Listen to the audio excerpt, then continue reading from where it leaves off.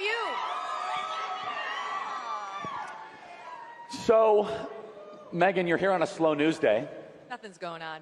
Has anyone been on X in the past hour? They're happy. That's why you know they haven't That's been right. on social media. We'll update you. Why don't you update them, Megyn? Well, this is the first big scandal, I'd say, of the Trump administration that's on Team Rational. It's not a fake media scandal like the left tries to create for President Trump every other day. It's one of the right's own making, and it's not going well. And it has to do with Jeffrey Epstein. Yeah.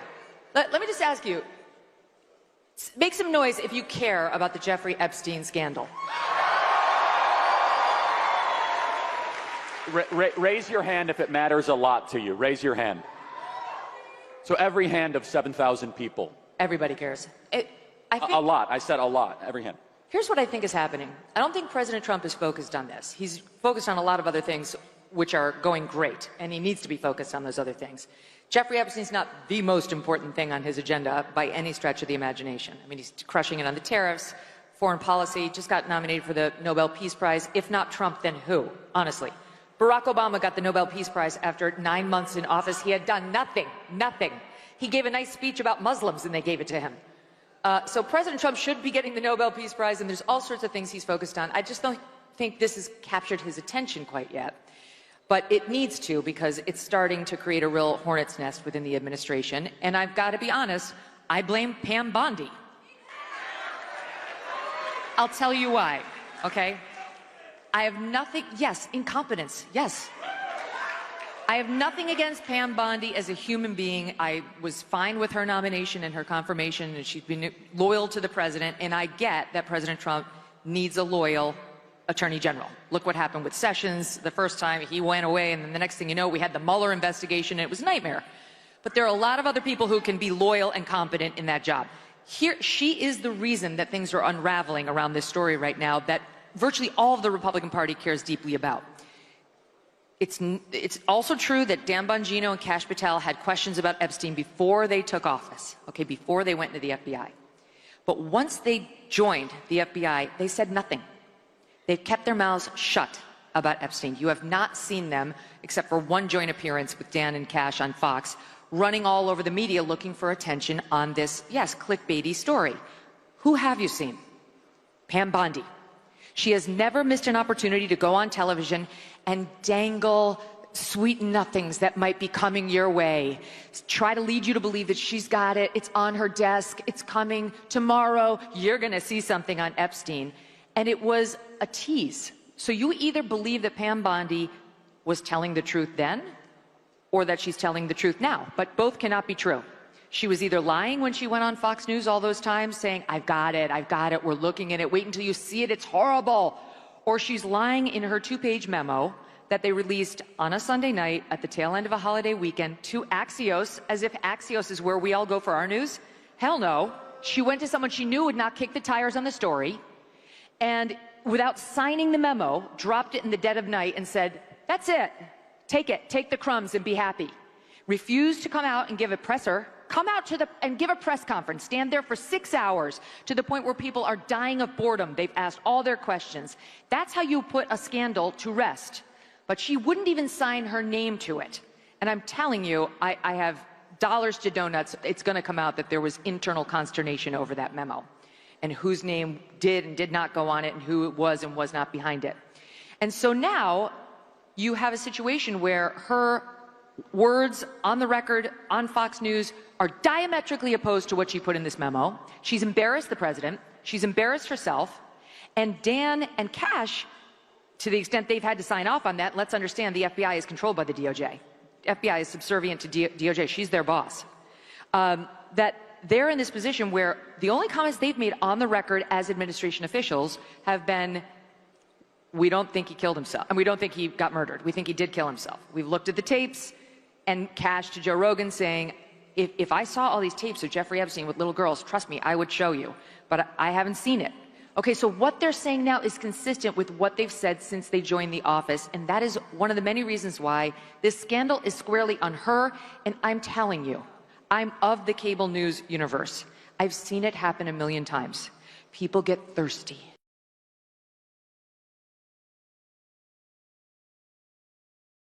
They love to see themselves on television. They love to see their names in the Klieg lights. They love the attention. They love the little emails and texts and tweets and thumbs up they get after their appearance, and they can feel their star rising. And listen, internally, I'm told there's a bit of like a power struggle between Pam Bondi and another female administration official on who's going to be the top dog. You know, we've got a great bench behind President Trump. We've got JD. We've got Marco. You know, we've got Hegseth. We've got a lot of people who could potentially be next up. But there are some women who've got their eye on that role too. And I've been maybe told one of them speaking at this event. Oh, hell no. Yeah. I'm too happy a person. No, I know. I was talking about someone tomorrow, so that might be speaking at this event. Oh, yeah. But, Okay. but Megyn, you make a very astute point, and let me add to it, which is that she also brought in some of our best influencers, people that I care about deeply. Jack Posobiec, who's incredible. Libs of TikTok, Chaya. DC Drano. Yeah. And she gave them these binders, and she humiliated them. Yeah. And you guys know what I'm talking about? Where she like did this stuff with the binders? This? And yes. You guys were upset, but you shouldn't be upset, the influencers. They were handed these binders like there was something incredible in them. It is what you would do to an enemy. It would have been a brilliant operation had she loathed them and been looking to undermine them. The trick would have been perfect had this been Joe Biden's White House doing this to some of President Trump's most loyal supporters and media advocates. What happened was they invited all of them there to say hi to the vice president, to say hi to the president. Sure, they all went, of course. Who wouldn't go? To the White House to say hello to Trump? They didn't expect anything on Epstein. So they went, they said hello, and before they knew it, they were pulled into a room with Pam Bondi and Kash Patel, and she had made the binders. She bragged about making the cover sheet that read Epstein Files, Phase 1, and she handed them out. And what Liz Wheeler, who was there, told me was that she told them, there's not that much in here, but like another trove is coming. I'm going to get it from the FBI, but like, here's Phase 1. Flash forward 14 hours earlier to when she was on with Jesse Waters on Fox News saying, oh, you're going to see some Epstein documents tomorrow. She knew they were bullshit. She knew that there was nothing in there. She told the influencers when she gave it to them, there's really nothing in here. I'm going to try to get you more. And in the meantime, then they funneled them out the back of the White House where all the press corps was. And the influencers are standing there with these binders. They didn't even know they were there for Epstein, and they looked foolish through no fault of their own. The only fault was they trusted her. And these are some of our best people that we should have their back. Liz Wheeler's amazing, Jack Posobiec. Yes. And they got. She dinged their credibility for no reason. 100%. And did they ever get an apology for that? No. And the only way of making it up, trust me, as somebody in the media who relies on sources, the only way she could have made up for this enormous error, and truly to this day, if you believe she knew there was nothing in there, then I don't know why she did it. She just did it to make them look like fools for fun of it. But the only way she could have made up for it was to give them a scoop. That's the only way of fixing it. When you have the scoop, when you do get the second tranche, you've got to leak something to them. You've got to let them break something. She never did, but she continued to tout that she had something. She was going to get that FBI file. Then she got caught by James O'Keefe on hidden camera saying she had tens of thousands of videos of Epstein and little children. It was like, what? Well, we never heard that. We heard he was into the barely legal type, the like 18-year-olds who look 14, but we didn't hear about children.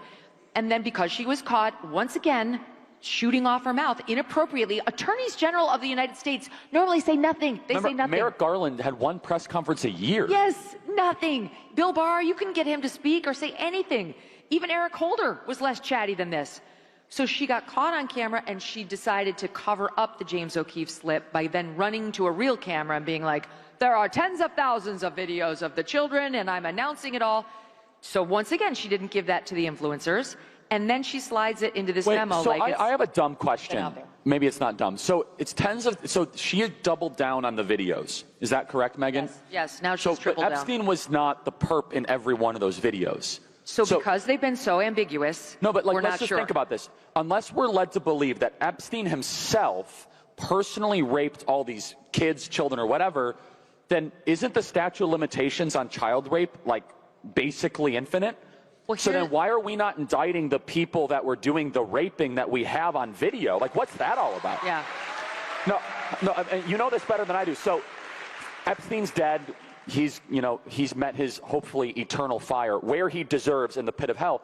But if it's true, the Attorney General of the United States said, just remind me, we have thousands of videos. She said that we've got thousands of videos showing child pornography. And she doubled down on that. So tripled. So you have to infer Jeffrey Epstein was not the only person involved in that. Well, no, let me tell you what I've gleaned, but since she's been so ambiguous, take it with a grain of salt, okay? She won't have a presser. She won't give an interview. She won't answer any hard questions. All we get is the unsigned paper memo, 2 pages to Axios, who won't ask any questions. So what I think she's saying is that she's found, allegedly, tens of thousands of screen grabs of child pornography. They call it child sexual abuse material now. It's C-SCAN. And that's what she says they found on his hard drives, like he was into this form of porn, like off the internet. But separately, they say he had at least 1,000 victims of his. No, okay, so but 1,000 victims, unless we are to believe he personally was after every one of those victims, there has to be some other bad guys still alive that are powerful that did something to these children. Why are we not impaneling a special prosecutor to find every single one of these powerful people that went after these kids? Like, what? Why are we putting up with this? Yeah, I don't know. And I think you'll find out. Am I understanding this correctly? Because I don't even remember. I can't answer that. I don't even know Pam Pam Bondi said that. I can't even remember all this because it's all over. I got a thing on my desk. I got truckloads of stuff. Yeah, no, we all have busy lives, and President Trump has a busy life, and I don't think he realizes how much she's humiliated the administration. This is a self-inflicted wound. She caused it. Again, I have nothing against Pam Bondi, but if you want to look for the villain in this story, we have found her. I mean, she is the person who's she's either lying now or she was lying then. There's no two ways about it. And if you accept what's in the memo, that they don't have the goods on anybody, there's no one who can be indicted, they didn't find a trove of info on other people, then why was she trying to titillate us over a child sexual abuse case for months? She was on the air repeatedly in February, in March, again in May. It's completely inappropriate. You don't play cutesy with child sexual abuse material. So Megyn, I don't mean to interrupt. I mean, first of all, you're totally right. But you know the media, you've been around the space of hyper-ambitious women. What is this? Analyze her for us. Well, I think she wants to make a name for herself. What she really wants to be is a star. That's what I think she wants. That's why she runs to the cameras on Fox News. There's no other reason. Look back at the attorneys general. Seriously, do you ever remember knowing an attorney general like this? Or even having the attorney general's voice in your head?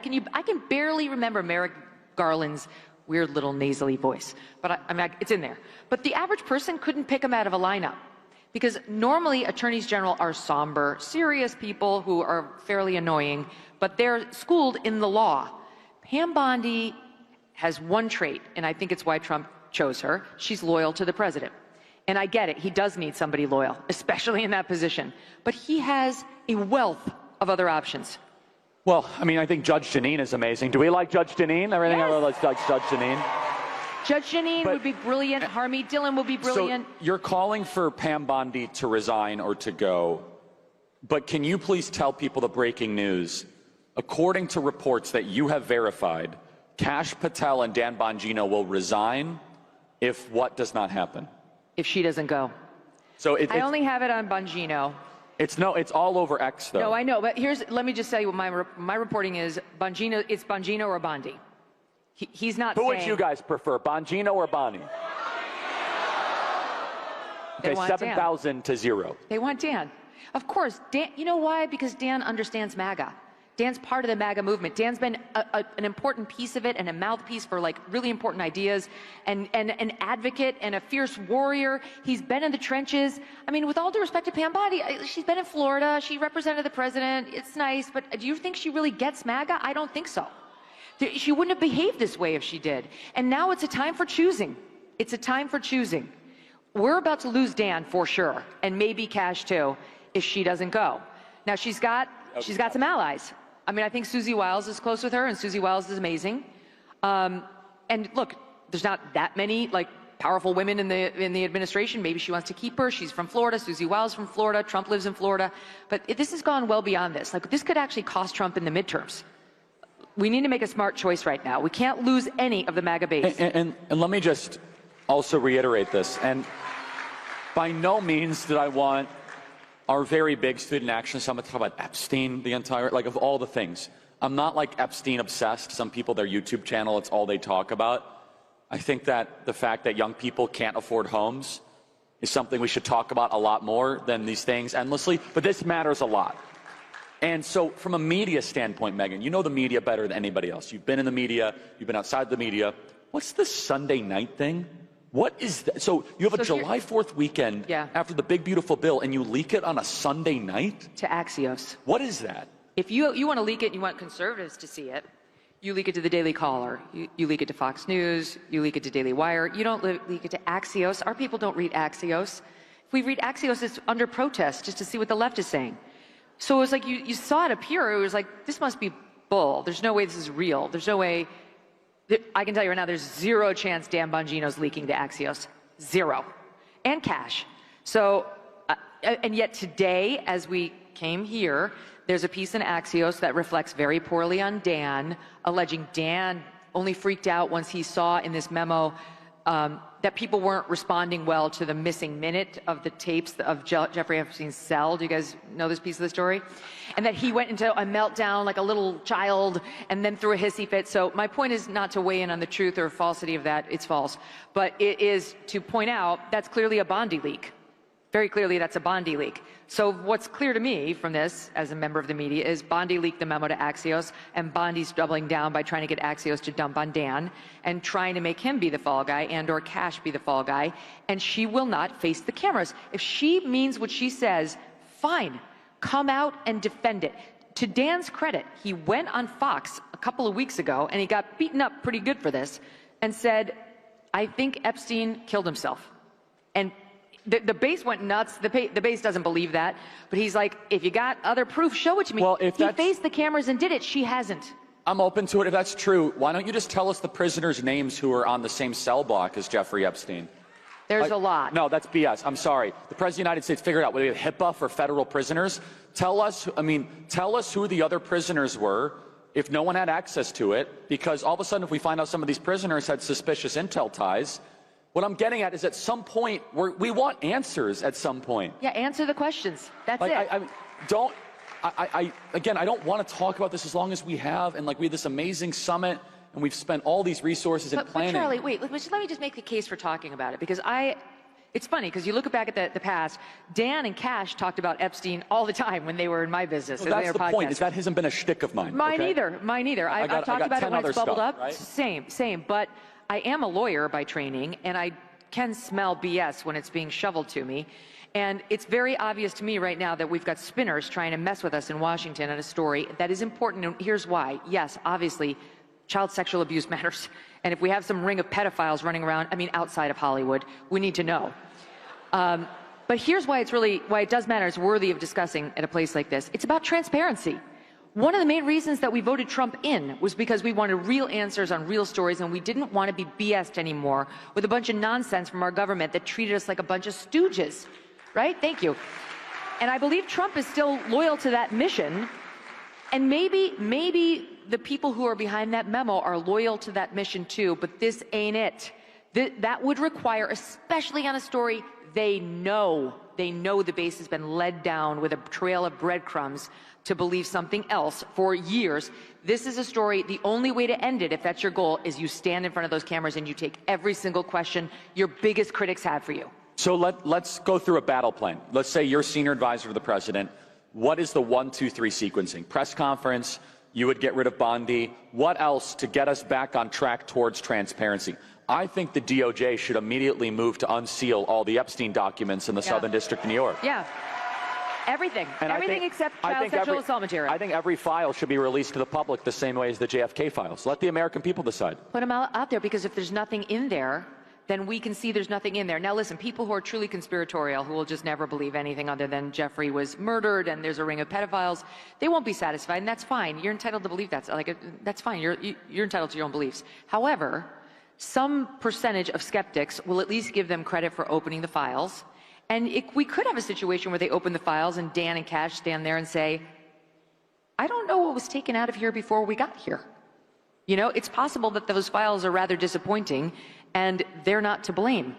I don't know. Or and it's possible, I just got to say this for the record, it's also possible that Jeffrey Epstein was an absolutely disgusting predator who loved just the barely legal types and did take advantage of them and didn't actually farm a bunch of girls out to a bunch of men. It's possible. And I'll say this on it. I know somebody very close to the case, who I trust implicitly, and that person has told me from the beginning that that's what happened. That Epstein was very into the girls who looked like 13, but he knew he had to hire the ones who were like 17, 18 to come in and give him massages that had the so-called happy ending, and that was really his thing. And there are over 1,000 of those. No, I get that, but I think what people want to know is what other powerful people were involved. Yeah, we've heard all the names who went to Epstein Island. Who went to Epstein Islands? Who specifically went on the plane? Who stayed for more than a night? Like, that's what Alan Dershowitz is saying, and he's so right about this. He was dragged through the mud by that Virginia Giuffre. And he won his case. He did not molest Virginia Giuffre. It was a lie, okay? And I've done this in depth, the study of this. His name was suggested to her by somebody who thought she'd sell more books if she named a famous guy, and it was suggested to her, how about Alan, who Jeffrey knew because Alan represented him when he got arrested for transportation of a minor in prostitution. And Alan, you know, he did represent Epstein. That's not great. He represented OJ. Isn't that worse? Like, that's what criminal defense attorneys do. I don't judge it. We need them. We need them to kick the tires on the system. So in any event, that's how he knew Jeffrey. They weren't buddies. He wasn't like Bill Clinton palling around with him everywhere. So she got accused. She accused him unfairly. But he is saying now he thinks the entire files should be opened, even if other men like Alan get swept up into like a web of like, you did it, and then let them rehabilitate themselves the way he did. Let them show the evidence of, I actually wasn't even in the country when I got accused. I was at a different place. I was at work. I'm on camera at the Starbucks, whatever. But why not? Given the amount of like smoke around this fire, why not just open the files? Do you think there's any intel community involvement in this? I wouldn't be surprised one bit. I am convinced, based on my own sources and my own reporting on this story, he wasn't one of ours. So he wasn't American, which leads basically three options: MI6, Saudi, or Mossad. Yep. Which one would you choose? I guess Mossad, given his connection to Ghislaine Maxwell. So what does that mean? Well, I mean, it's possible that that's the reason everything's getting buried, that there is some treasure trove, and it's getting buried because... How many people here believe that? Raise your hand. Okay, I'd say about half the hands think that it's being buried because of an Israeli thing. It could be. I really don't know. And I have no evidence to suggest that. No, me neither. I did think it was very odd how, look, half of you raised your hands because you've heard that theory, you've heard it debated, you have questions, but the one time Pam Bondi was asked a question about this at the cabinet meeting on Monday, she was like, and as for whether he was an agent, that I don't know. I haven't looked into that. I'll get back to you. You haven't looked into it? What do you mean? So that was kind of a fishy answer. And Megyn, remember, Alexander Acosta in 2007, he said he was told to treat Epstein carefully because he was an intel asset. That was one of Trump's cabinet secretaries who was literally a U.S. attorney 3 hours from here in Florida. He said that himself. Well, and let me tell you the consequences of that. His subpoena, his search warrant on Jeffrey Epstein's residence was very narrow. It was not the kind of like, let's get everything. Let's see everything inside this guy's, dressers and so on. It was very, very narrowly tailored. And to this day, that's what the FBI is stuck with. So it really is possible that Dan and Cash got in there and, in like a Geraldo and Al Capone's vault situation, opened it up and we're like, oh my gosh, there's nothing in here. Like, we did not find the magic documents or photos or evidence of anything. And why not? I don't know we'll ever know why not. I'm not sure we'll ever know, but I guess I care less about that than I do about just open the books and be fully transparent. Again, I don't want to feed into any of the, let's just say, speculative theories. But Alexander Acosta himself talked about Intel asset. Yep. And you have to wonder that the timing of all this, Sunday night, so you have the big, beautiful bill, you have Independence Day weekend. Why are you doing this on a Sunday night? Was it? Bury it. But you don't bury things on Sunday night. You do on a holiday weekend. You do. Like, Yeah, people are I guess- away, they're traveling back from the beach on Sunday night, they're dealing with traffic.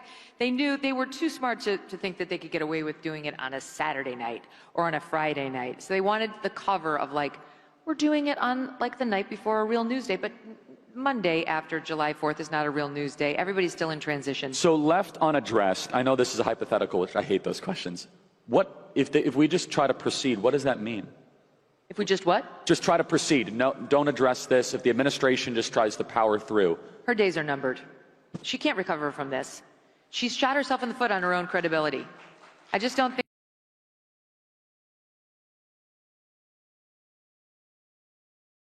skilled enough to avoid making another mistake very soon. And so that'll probably be the one that gets her. Because President Trump, I understand fully, he doesn't want to offer a scalp in response to this. And I get it. He doesn't want to, and I understand why. Even though it's his own people, he doesn't want to look like he's sold out his people. And he's loyal, too. He really is. He's very loyal to the people who are loyal to him, to his credit. But I think he's also extremely smart.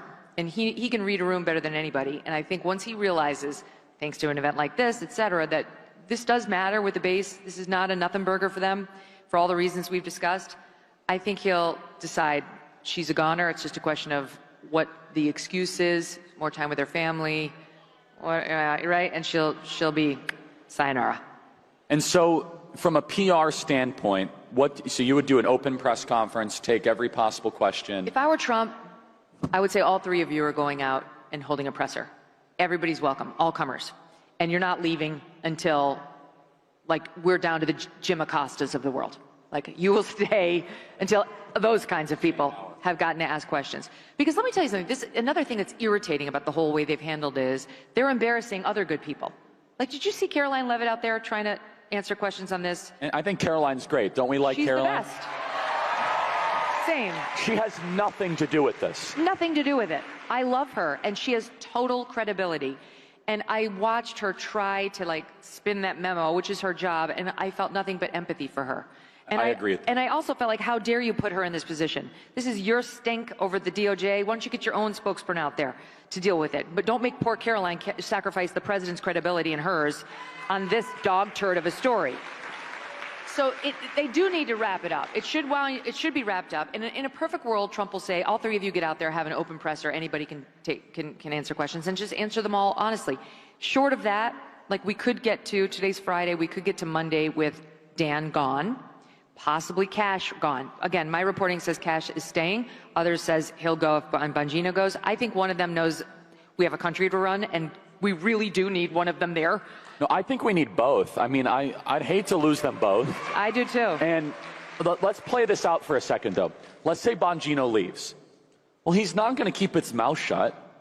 So No, he's got one of these too. He's got a big one of these. Yeah. And he will come out immediately, and he will tell his side of the story, which will not help the integrity of the administration. No. Right? So if you let Bongino walk, you will have somebody for years that will be bitter towards the administration, and all of us He's will. not going to want to hurt Trump. No, but he'll tell the truth, and we will lose. We will be like, if Bongino can't go and fight and solve this thing, then, like, I mean, what are we doing here? I know. Right? If Dan Bongino, who's like one of the greatest patriots we have, Yep. cannot go and reform the FBI with Kash Patel after we win a popular vote majority, Right. then I'm like, I will never give up. But I know for millions of people that will be met with just a sigh of cynicism. But think about it, You know what I Charlie. mean? Yes, 100%. You think about, like you mentioned, Janine. Janine Pirro would take no prisoners. She's totally confirmable too. She'd be great in this role. Like, it's not like there's no bench behind Pam Bondi. Like, there is a bench. Janine could do it. Harmeet could do it. Even Matt Gaetz can't do it. Yeah, I mean, he could do it, but he's not confirmable. Yeah, he's not confirmable. Matt Gaetz for a special prosecutor, that would be very now interesting. that would be fun to watch. Matt Gaetz with a government corruption special prosecutor. Anyway, there are other people who could take over that role. And just think about it, because I can see the untenability of Dan and Cash staying effectively working for Pam.